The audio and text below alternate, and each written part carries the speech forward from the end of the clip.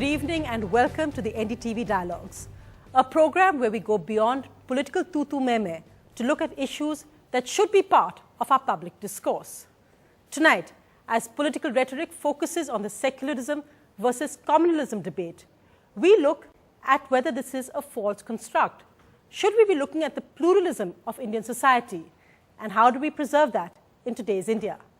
Joining me tonight, a distinguished panel. I'm joined by Lord Bhikkhu Parekh, Arun Shourie, and Professor Mushrul Hasan. Thank you all very much for coming in.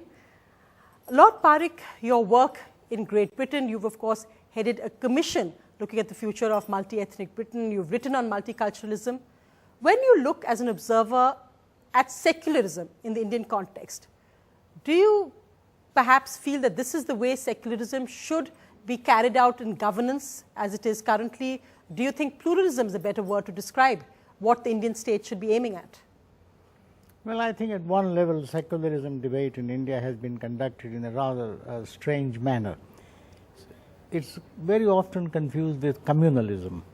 Secularism is primarily concerned with the relation between state and religion. And the secularist view is that the state should be independent of, should not institutionalize, or should not be dominated by one particular religion. Now, that our constitution guarantees. Any government which attempted not to be secular would simply be declared ultra vires the constitution.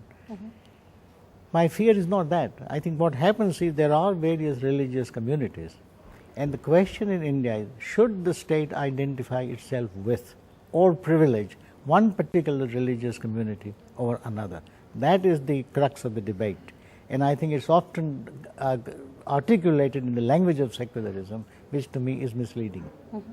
Do you agree, Mr. Arun Shourie? Because you said recently that you think the word secularism has almost been prostituted now.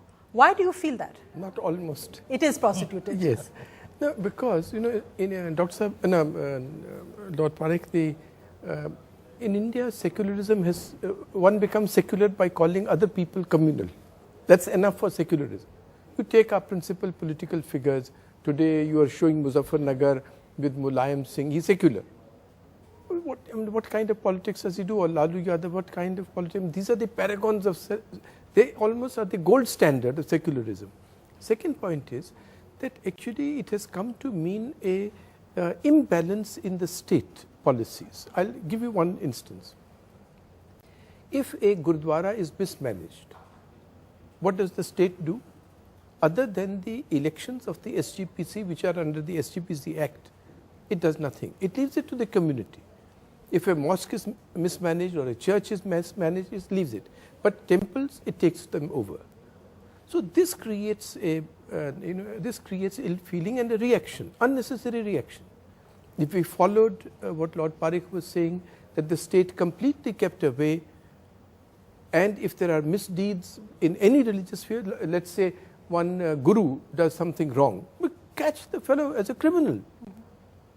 Then the third point is that the word secularism actually came in India to mean sort of not to non-religion, but the scientific temper versus religion. But all the expectations in that regard have turned out to be wrong. It was felt in the 50s, Panditji would himself have felt that religion will decline in importance, or that it will become a more and more private affair. Not the case, becoming a communal affair, a public affair. You take over a road to perform a religious, ostensibly religious ritual, or the expectation was that no religion will be diffused in some way and examined. That actually meant that we confused institutionalized religion with spirituality. And in a sense, our politics is almost, one sentence, and if you see that the hunger for spirituality in the modern world is just as great. Religion, if you look at the evangelical groups, the Pentecostal groups in Christianity, much more. Islam in many areas, much more aggressive. Therefore, all those expectations were wrong, and I think we are sticking on to a wrong word without thinking. That's why pluralism. And in a sense, Professor Hasan, politics has always become hyper-religious if you look at it in one sense. You've seen states giving subsidy for Hajj, you've seen in Madhya Pradesh subsidies, trains for Tirth Yatra. Why is it that secularism, perhaps Mr. Shourie is saying, has now become a veil to cover many evils? But do you think it still is a principle which the Prime Minister has made the point that we have to make sure that secularism remains something which is a force we hold on to? He's used it to attack Mr. Modi and said you cannot have a Prime Minister like this. Do you think the word secularism, the principle secularism, is one we must hold on to? Or do we need to look at India first, which is what Mr. Modi now propounds, or pluralism, as Mr. Shourie says? I think the important point to make is that secularism is a principle which has been valid and which will remain valid and which has to remain valid if we are to remain a mixed composite polity as well as a composite society. But plurality is something different. Plurality is the style or the manner in which this society has evolved. You know, this is how this principle has been the basis or the cornerstone of our existence. And unless we are able to marry plurality with secularism, we will be in very great trouble. I think the point that Mr. Shourie has made is a very valid one, which is that secularism has been misused. It has not been effectively implemented, that it's been distorted in several different ways in terms of Hajj subsidy or in terms of several other ways. But that doesn't make the idea irrelevant. That in fact makes the idea all the more important. Because how else do you defend diversity? How else do you defend a composite society? Because without being composite, without being pluralist, we will have terrible wars. We will have civil wars. So I think the problem arises when people begin to question the validity of the idea. We should devote our attention more to finding ways and means of making it or translating it into an effective idea. That we have not done.